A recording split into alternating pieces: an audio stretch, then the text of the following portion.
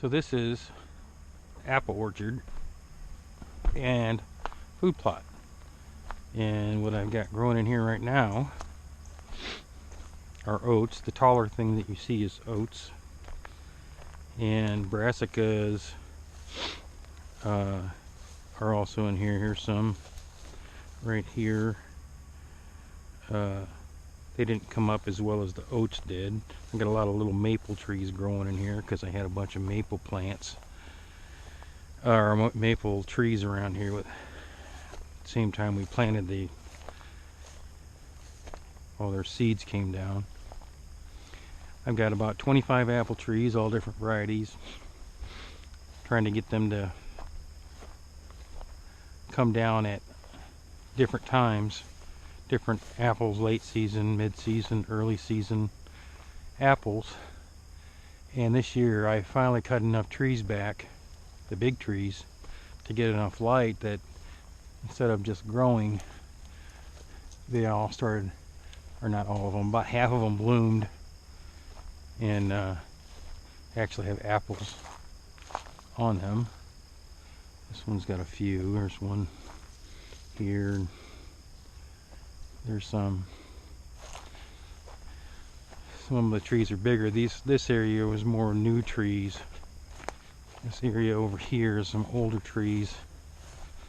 And I've got some with maybe 50, 25 apples on them.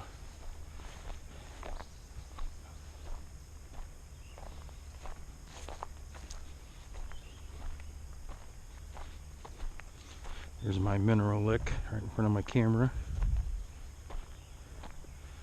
This tree didn't get blooms this year, but these three here did. And some of these over here, that biggest one over there, that's got the most on it. It's a pink lady. But I've got snow sweet and red delicious, yellow delicious, but I've got some crab apple, for some edible crab apple that they get actually big enough to eat.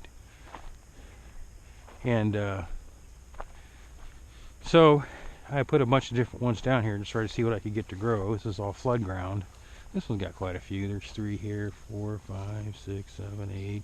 It's not a very big tree. But next year hopefully it'll have 40 or 50 apples on it. In about 2 years, hopefully get a lot of these producing enough to actually drop enough apples to draw some deer.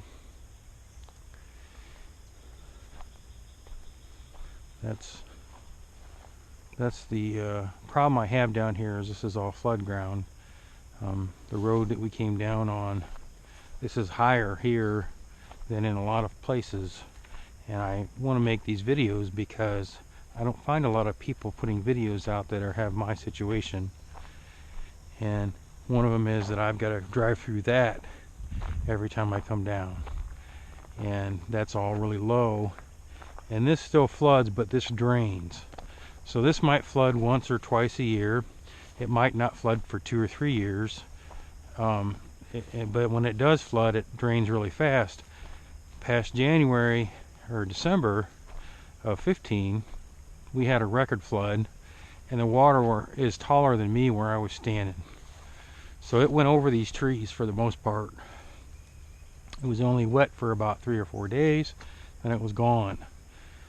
I didn't have any problem. The trees were dormant, so it wasn't the worst. It was probably the best time to have a flood if you were going to have one.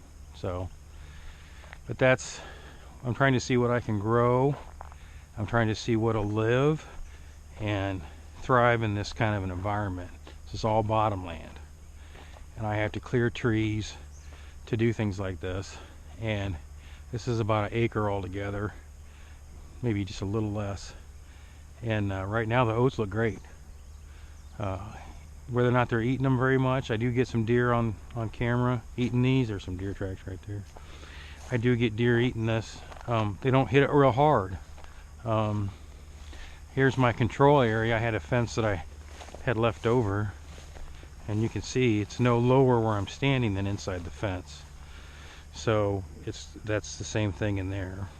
So you can see there's actually a lot of brassicas mixed in right in here.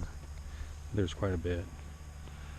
So There's a bunch of apples over there on that tree, on that far little tree. There's a lot of apples on it.